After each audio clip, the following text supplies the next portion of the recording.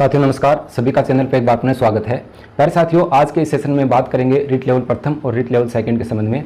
इन दोनों भर्तियों के संबंध में आप लोगों के काफ़ी सारे कॉल्स और मैसेज प्राप्त हुए थे और मैंने आप लोगों को बताया भी था कि सोमवार को जैसे ही समय मिलेगा मैं इसके संबंध में जानकारी लेकर के आप लोगों के साथ ज़रूर साझा करूँगा। आज के सेशन में मुख्य रूप से बात करेंगे रिट लेवल प्रथम की, जो अभी 30 अगस्त को एक लिस्ट जारी हुई 184 पदों पर। उसके बाद इन बच्चों के मन में डाउट ये है, क्या सर बचे हुए मूल पद और जो नॉन जॉइनर्स के पद हैं उन पर भी कोई लिस्ट जारी होगी या उन पदों को नेक्स्ट भर्ती में सम्मिलित कर लिया जाएगा। रिट लेवल 2 का मामला जो प्रश्नों को रिव्यू को लेकर के है, उसका कोर्ट का क्या निस्तारण हो सकता है, कब तक उन पर कोई सूची जारी हो सकती है, अगर प्रश्नों में बदलाव होता है या डिलीट की स्थिति बनती है तो किस प्रकार से कट ऑफ जो है वो वहाँ पर प्रभावित हो सकती है। इन दोनों के संबंध में आज के सेशन में बात करने वाले हैं। देखिए, जैसा कि आप लोग जानते हो कि रिट लेवल प्रथम के जो अभ्यर्थी हैं 30 अगस्त को उनकी एक लिस्ट जारी हुई, जो कि 184 पदों के आसपास उस लिस्ट को जारी किया गया। अब अपने अनुमान यह था कि जो नॉन जॉइनर्स का डाटा है जो पहले 212 पदों के आसपास भेजा गया, उसी के हिसाब से इन्होंने जो लिस्ट है वो जारी कर दी। ऐसा भी बताया गया कि जो 227 पदों पर एक और लिस्ट भी जारी हुई है, उन लिस्ट को मैंने देखा नहीं। 184 पदों पर जो लिस्ट जारी हुई थी वो मैंने चैनल पर आप लोगों के साथ शेयर कर दी थी।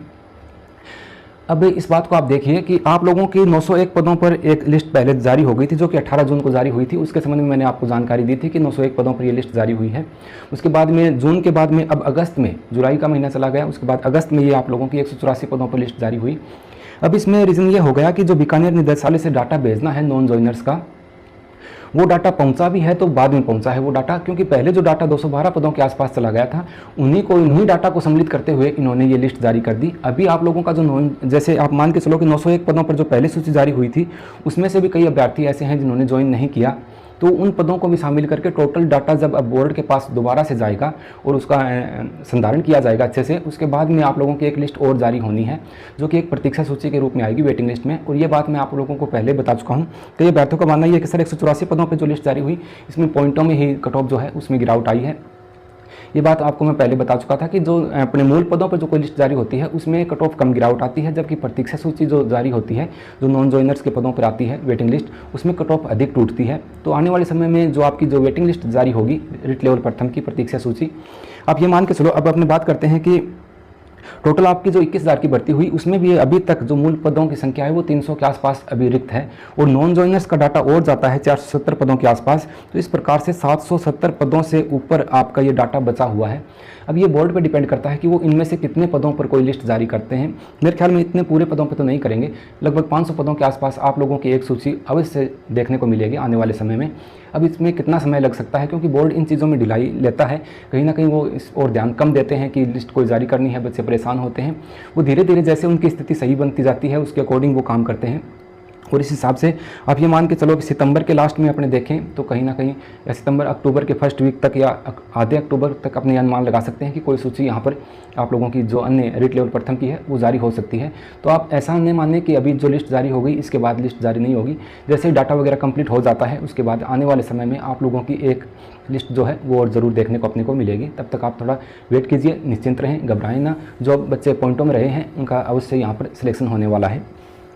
तो ये आप मान के चलो कि 750 या 770 पदों के आसपास जो है उसमें से 550 पदों के आसपास क्या पता आप लोगों की लिस्ट वहाँ पर जारी हो। अब बात करते हैं लेवल 2 का जो मामला है, उसके संबंध में भी काफ़ी सारे कमेंट आते हैं कि सर लेवल 2 में अलग अलग सब्जेक्ट के। तो देखिए, लेवल 2 का जो मामला है वो कोर्ट में अभी उनका निस्तारण चल रहा है, निस्तारण हुआ नहीं है, उनका मामला कोर्ट में पेंडिंग है। अब प्रश्नों में अगर बदलाव होता है, जैसे अलग अलग प्रश्नों पर इसमें याचिका है, तो अब कई अभ्यर्थियों का मानना यह है क्या सर प्रश्नों में बदलाव होता है या प्रश्न डिलीट होते हैं तो क्या कट ऑफ प्रभावित हो जाती है। अगर प्रश्नों में बदलाव होता है, किसी ऑप्शन पहले कोई ऑप्शन ए सही माना था अब उसको कोर्ट के द्वारा बी कर दिया जाता है, तो ऐसी कंडीशन में जो अभ्यर्थी पहले कट ऑफ के नज़दीक थे, जो सही मान रहे हैं, वो थोड़े पीछे आ जाएंगे और जिनके प्रश्न सही होते हैं वो आगे आ जाते हैं। तो कहीं ना कहीं थोड़ा सा फेरबदल तो अपने को देखने को जरूर मिलता है इस चीज़ में। अगर बदलाव होता है तो कैंडिडेट जो आगे थे वो पीछे आ जाते हैं और पीछे वाले कैंडिडेट जो हैं वो कट ऑफ के नज़दीक भी पहुंचने की संभावना यहाँ पर पॉसिबिलिटी बन जाती है। तो इसके संबंध में कह नहीं सकते कि कट ऑफ किस प्रकार से आगे पीछे हो सकती है, वो तो कोर्ट का जब डिसीजन आएगा लेवल 2 का सब्जेक्ट के हिसाब से तो उस पर ये डिपेंड करती हैं ये चीज़ें। हाँ, ये चीज़ है कि आप लोगों का निस्तारण जल्द ही हो जाएगा, उसके बाद में आप लोगों की जो लिस्ट है वो भी देखने को मिलेगी। कई अभ्यर्थी ये भी पूछ रहे थे कि सर प्रोविजनल लेवल 2 में बाकी है उसका परिणाम कब तक जारी होगा। देखो, जिन कैंडिडेट के डॉक्यूमेंट में ज़्यादा कमी थी उनके दस्तावेज की जांच हेतु आगे भेजा जाता है तो उसमें थोड़ा समय लग जाता है। तो प्रोविजनल का लिस्ट जो रिजल्ट है वो भी आपकी जो लेवल 2 की एक और लिस्ट आएगी उसके साथ आप लोगों का परिणाम जो है वो अपने को देखने को मिल सकता है। तो आप थोड़ा धैर्य रखें। लेवल 2 के अभ्यर्थी और लेवल फर्स्ट के जो अभ्यर्थी हैं, इनका आने वाले समय में दोनों की लिस्ट जारी होने वाली है और काफ़ी सारे अभ्यर्थी जो इंतज़ार में हैं वो यहाँ पर सेलेक्ट होने वाले हैं। अन्य भी कोई जानकारी होगी तो मैं ज़रूर आपको इसके संबंध में बताऊँगा। देखिए, अभी आप एक चीज़ मैं आपको और बताता हूँ, जिस हिसाब से बच्चों ने मेरे को बताया था फ़ोन करके। अधीनस्थ बोर्ड कर्मचारी चयन बोर्ड की भर्तियां और आरपीएससी की भर्तियां जो पीछे भर्तियां हुई हैं, उनमें अगर देखें तो इन भर्तियों का अंश मिलाते हुए टोटल पदों को अगर अपने जोड़ते हैं तो 4,500 पद ऐसे पेंडिंग पड़े हैं जिन पर लिस्टें जारी होनी हैं और जिसके इंतज़ार में अभ्यर्थी बैठे हैं। भले ही वो वीडियो की वेटिंग लिस्ट हो, भले वो लेवल फर्स्ट की हो, लेवल सेकंड की हो, या फिर फायरमैन की कोई लिस्ट बाकी हो, या पटवारी के कुछ पदों पर आना बाकी है वो हो, या फिर अन्य अपने देखते हैं कि सेकंड ग्रेड में भी है। तो इस प्रकार से टोटल मिलाते हैं तो इस प्रकार से ये आंकड़ा 4,500 पदों के आसपास हो जाता है। तो ये कहीं ना कहीं अपने ये भी मान सकते हैं कि बोर्ड की लापरवाही भी हो सकती है। कुछ चीज़ें तो जो रिजल्ट जारी करते हैं उसके बाद कई अभ्यर्थी ज्वाइन नहीं करते हैं उसके, या फिर कई प्रोविजनल में फर्जी दस्तावेज की वजह से बाहर हो जाते हैं। इस प्रकार से भर्ती का जो लास्ट का हिस्सा जो है वो टूट जाता है। उन पदों पर ये वेटिंग लिस्ट वगैरह जारी होती हैं। और कार्मिक विभाग का जो नोटिस है उसके संबंध में मैंने आप लोगों को बता दिया था कि जो वेटिंग लिस्ट आनी है उनकी क्या प्रक्रियाएँ हैं, वो सारी चीज़ें मैंने आपके चैनल पर डाल रखी हैं। अगर आप देखना चाहो तो वहाँ जाकर इन चीज़ों को आप अच्छे से देख सकते हो। डिटेल में मैंने उन चीज़ों को बताया है कि कोई प्रतीक्षा सूची होती है तो उसके जारी होने के क्या प्रावधान है, इसके संबंध में पहले बात हो चुकी थी। अब एक चीज़ और भी है, वो भी मैं आप लोगों को यहाँ पर बताना चाहूँगा। देखिए, कोई एक स्टेप बोर्ड करता है जो भर्ती का आयोजन करवाता है और एक स्टेप आजकल बच्चों को करनी पड़ती है। पहले कोई भी एग्जाम होता है उसके रिजल्ट जारी करवाने के लिए पहले अपने इंतजार करते हैं, फिर दूसरा कदम बच्चों को उठाना पड़ता है, धरना प्रदर्शन करते हैं बोर्ड के आगे कि रिजल्ट जारी करो। जब रिजल्ट जारी हो जाता है उसके बाद में जो डॉक्यूमेंट वेरिफिकेशन है उसके लिए धरना प्रदर्शन करना पड़ता है, फिर फाइनल रिजल्ट के लिए करना पड़ता है। आपने देखा पीटीआई में भी ऐसा हुआ।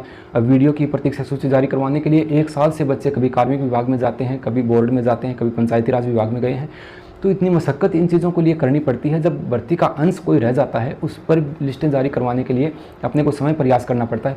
अभी आपने रिट लेवल फर्स्ट में देखा होगा, बीकानेर निदेशालय पर बच्चों ने अर्धनग्न होकर प्रदर्शन किया कि डाटा पूरा भिजवाया जाए, डाटा पूरा भिजवाया जाए। वो वहाँ पर प्रदर्शन कर रहे हैं, उससे पहले इन्होंने यहाँ पर लिस्ट जारी कर दी जो भेजा हुआ डाटा था उसी पर। तो कुछ इन चीज़ों को निकलवाने के लिए आप लोगों को समय मेहनत करनी पड़ती है, जबकि बोर्ड को ऐसा कोई प्रावधान रखना चाहिए कि हाँ, एक निश्चित समय पश्चात जो रिक्त रहे पद हैं उन पर तुरंत प्रभाव से कोई प्रतीक्षा सूची जारी की जाए। खैर, वो तो बोर्ड के संबंध की बात है, वो अपने हिसाब से कोई निर्णय लेते हैं, अपने हिसाब से डिसीजन लेते हैं, उनकी भी कोई परेशानियाँ रहती होंगी।